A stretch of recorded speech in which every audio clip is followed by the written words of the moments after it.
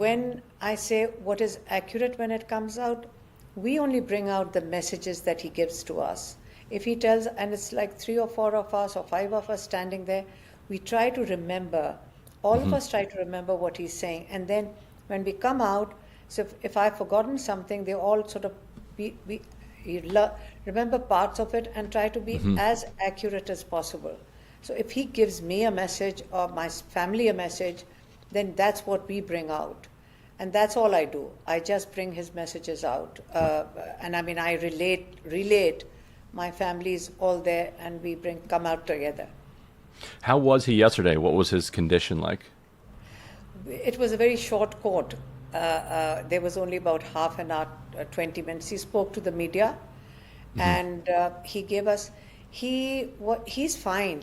Like day before yesterday, he was 2 days ago. He was in a court which was like a 9th May trial for the that terrorism court trial. Right. So there were about 80 people who were in the courtroom, who were like other sort of people who were also on trial, and there were 30-40 lawyers.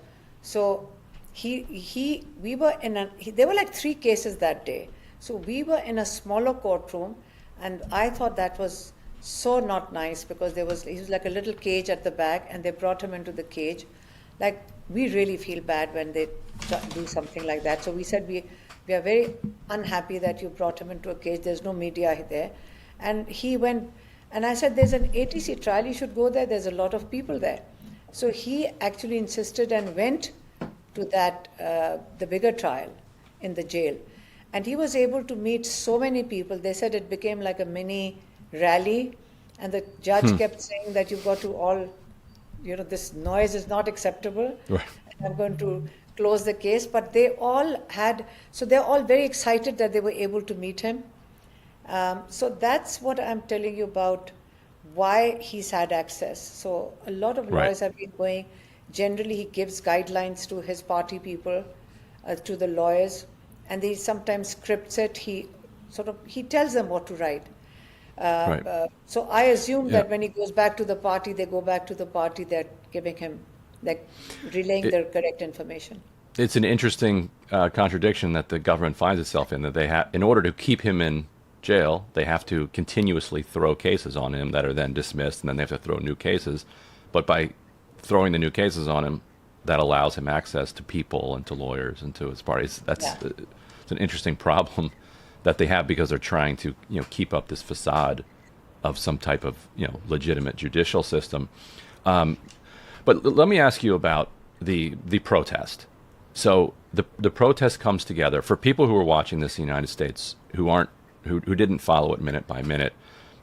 This was what your brother called a final call, a major protest, bringing people from all over the country to Islamabad. What brought you to Dichau, to the square where the massacre finally unfolded, and what happened there?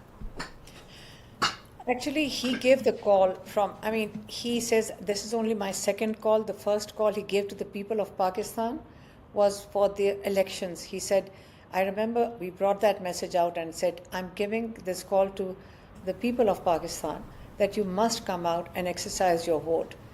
You have to vote against a system of tyranny, and you have to stand up for your own rights. That was the first call. And he said, this time, I remember maybe a few days before that, I don't remember the date, he said, go and give the message to the people of Pakistan that this is only my second call that I'm giving, and this is my final call. So you must come out and stand up for the 3 conditions that, like the 3 points that he tabled. One of them, the first one, was to release all the prisoners. He said as a goodwill, because he'd actually given 3-point agenda to the government for for talks.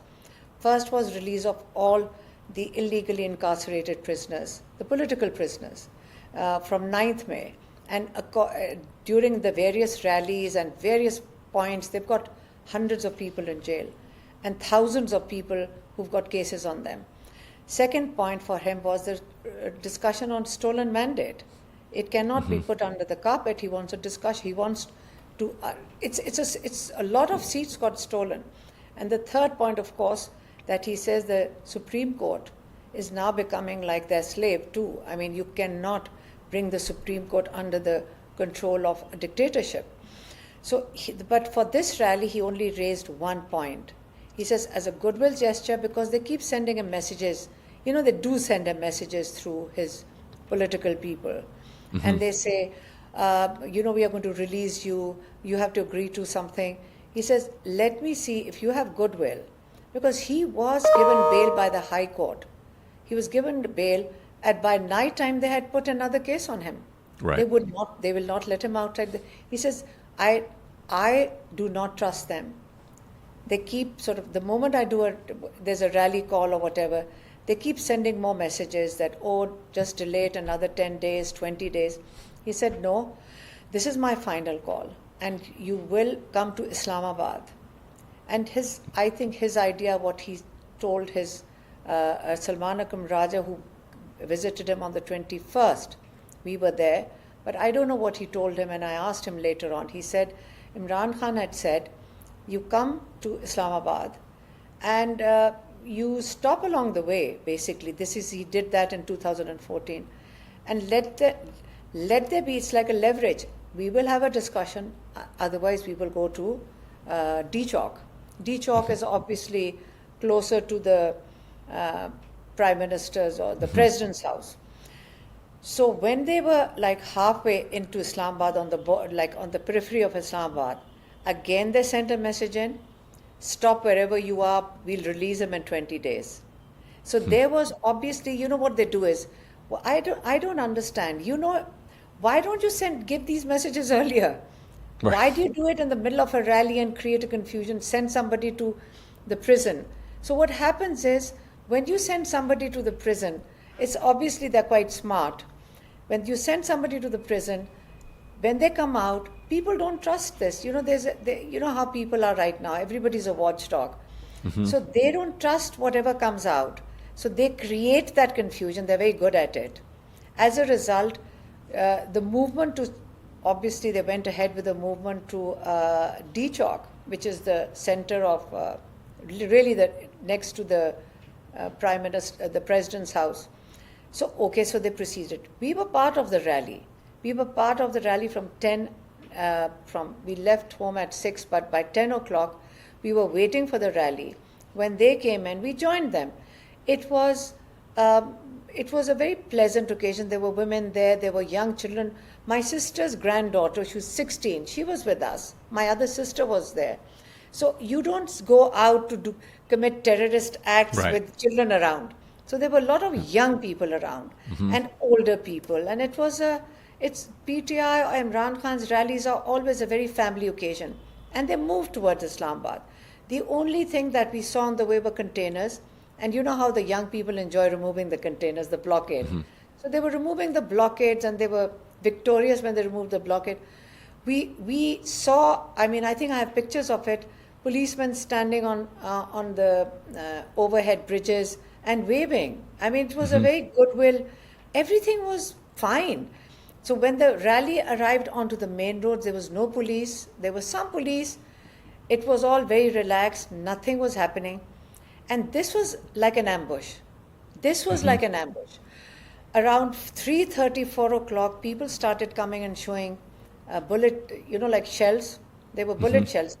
And then we all panicked and said they should withdraw, like they should come back. Where are these young people going? To a point that I was trying to say, there are snipers on the rooftops. Don't stand here. But the snipers were getting everywhere. A sniper has a range, I suppose. Right. So if you told them withdraw, if you congregate, we saw bodies. Let me say. Withdraw from D-Chowk, you were saying, or just like in general to higher disperse. Building. No, there were 2-3 higher buildings. They were high rises, not very high, but maybe 15, 20 stories. That the people on the road identified that this is where the shots are coming from. So the idea was like, you come back because this is where the snipers are. and they kept dropping bodies during